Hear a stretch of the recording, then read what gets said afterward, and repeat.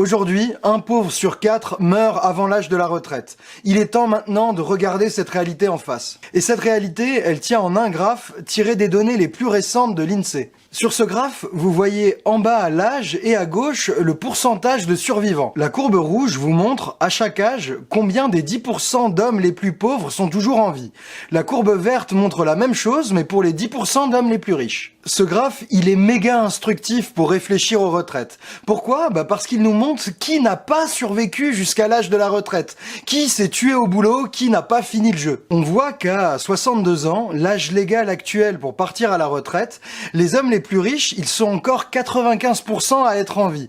Par contre, les hommes les plus pauvres, il n'en reste plus que 76%. Autrement dit, un homme pauvre sur 4 est mort avant 62 ans. Il ne touchera donc jamais un seul centime de sa retraite. Et pour bien voir à quel point c'est énorme, regardons à quel âge un homme riche sur 4 est décédé.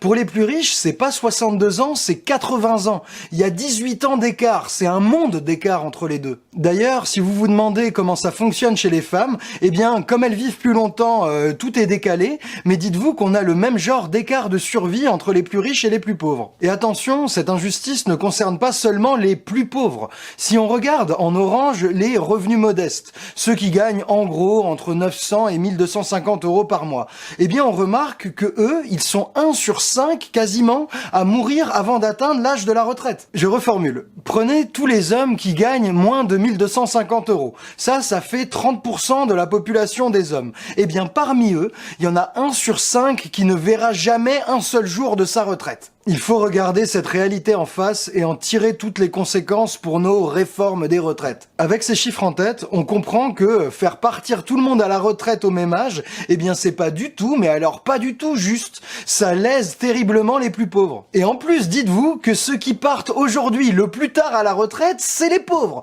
Donc c'est la double peine pour eux. Et cerise sur le cercueil, cette réalité qui fait mal, elle ne s'améliore pas.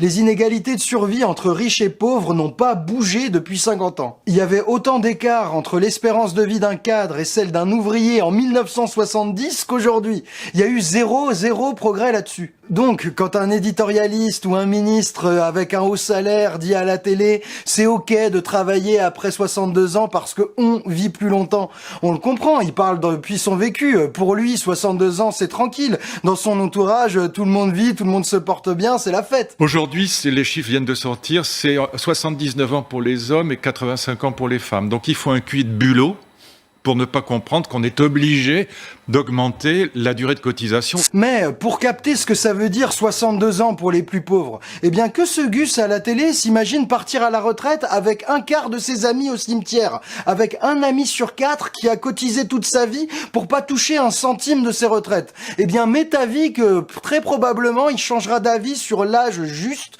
pour le départ à la retraite. Là, avec la réforme Macron, on a un double problème. Premièrement, ce que tous les ministres appellent un système de retraite universel, c'est en réalité une injustice. Donner les mêmes règles de retraite, le même âge de départ pour les riches et pour les pauvres qui n'ont pas la même probabilité de survie, c'est fondamentalement injuste.